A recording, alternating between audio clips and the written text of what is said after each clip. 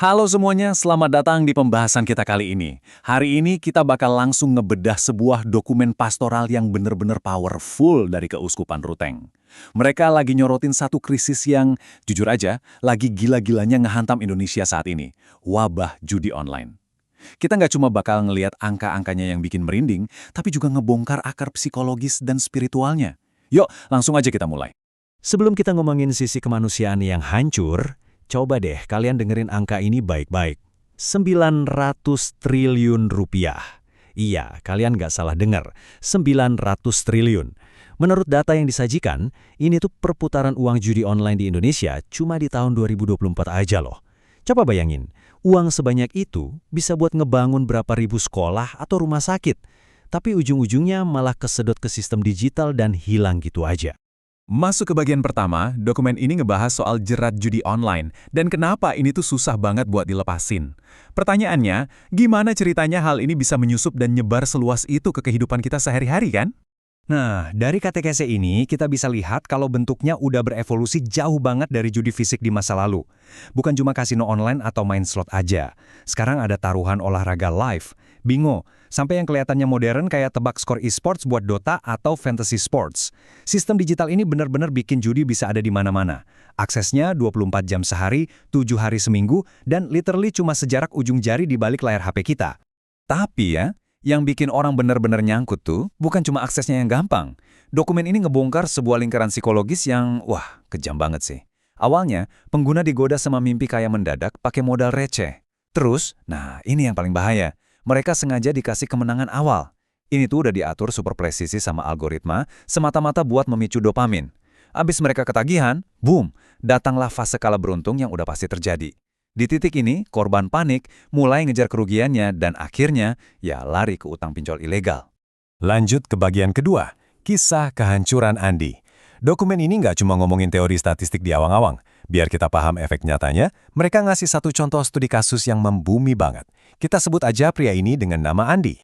Lini masa si Andi ini benar-benar nyesek buat dibaca. Gini, di hari pertama dia iseng taruhan 100.000, menang 300.000.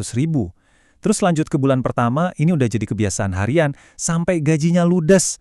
Masuk bulan ketiga, tabungan keluarga habis total dan dia mulai main pinjol. Puncaknya, cuma dalam waktu 6 bulan aja, dari iseng 100.000 itu dia malah terjebak utang 50 juta rupiah. Keluarganya hancur, dan dia sampai depresi parah. Bikin mikir kan, ada berapa banyak Andi di luar sana yang saat ini lagi nyembunyikan keputusasaan ini dari keluarga mereka. Nah, ini ngebawa kita ke bagian ketiga, tentang skala krisis nasional kita. Andi ini bukan sekedar apes sendirian. Kisah dia ini cuma satu cermenan kecil dari realitas mengerikan yang lagi dihadapin sama seluruh bangsa kita saat ini. 4 juta! Berdasarkan data dari Kementerian Komunikasi dan Digital yang dikutip dari sumber kita, ada 4 juta orang Indonesia yang aktif berpartisipasi main judi online. 4 juta orang!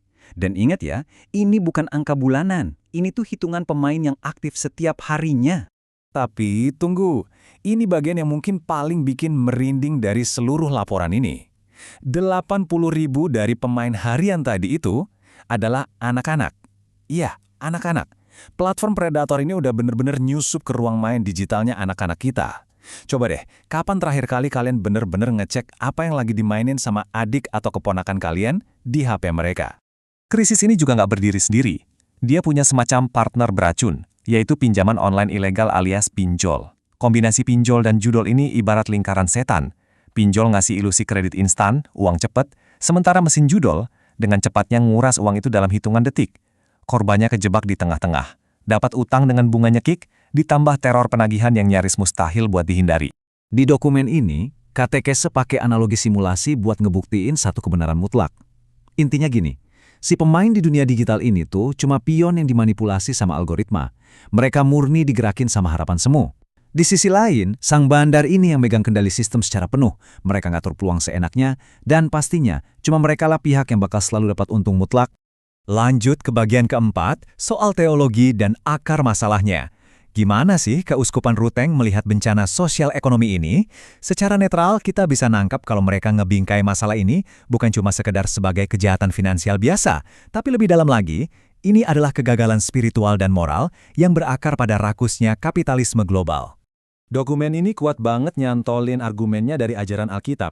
Tepatnya yang bilang kalau kita nggak bisa melayani Allah dan Mamon di saat yang bersamaan. Ini disajikan sebagai sebuah benturan psikologis yang benar-benar mendasar dalam hidup dan cara kita ngambil keputusan. Yang bikin menarik, keuskupan mendefinisikan mamon di sini bukan sekedar tentang uang itu sendiri. Mamon di sini tuh diartiin sebagai obsesi ekstrim buat jadi kaya secara instan. Ini adalah penyakit mentalitas yang pelan-pelan ngegeser nilai kebersamaan, kejujuran dan keimanan cuma demi ngejar keuntungan materi yang ujung-ujungnya ngerusak. Bahkan ya, buat nekenin betapa parahnya isu moral ini, dokumen tersebut sampai ngutip pandangan Santo Agustinus. Dia berargumen kalau judi itu sebetulnya penemuan iblis, merujuk ke cerita serdadu Romawi yang undi jubah Yesus. Ini benar-benar nunjukin seberapa serius lembaga agama ngerespon ancaman judi yang merusak martabat manusia ini. Oke, kita masuk ke bagian kelima, gerakan tobat sosial. Kita udah tahu masalahnya segila apa, terus solusinya apa dong?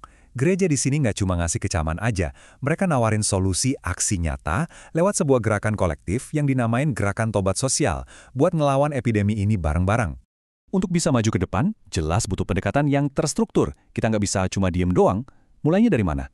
Dari komitmen personal kita yang kuat banget buat nolak godaan judi. Habis itu, kita harus terus ningkatin pendidikan literasi digital dan keuangan, dan puncaknya adalah keterlibatan di aksi komunitas yang positif. Di lapangan, komunitas lokal dikasih langkah-langkah praktis nih. Misalnya, mulai batasin screen time HP dan buruan hapus aplikasi yang berisiko. Terus, biasanya nyatet pengeluaran rumah tangga setransparan mungkin, biar nggak ada duit yang bocor diam-diam. Mereka juga ngedorong kita buat bikin aktivitas ekonomi lokal yang kreatif, biar sibuk di dunia nyata. Plus ngebikin kampanye anti judi di lingkungan kita sendiri. Konkret banget kan? Dokumen ini juga ngingetin komunitas sama filosofi kerja keras tradisional, dalam hal ini pakai kebijaksanaan lokal masyarakat Manggarai.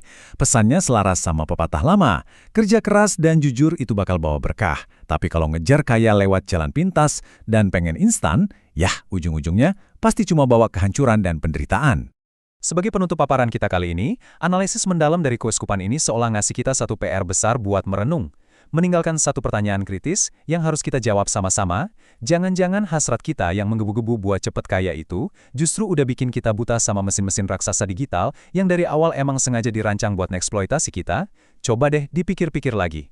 Oke, terima kasih udah ngikutin pembahasan kali ini, dan sampai jumpa di explainer seru kita berikutnya.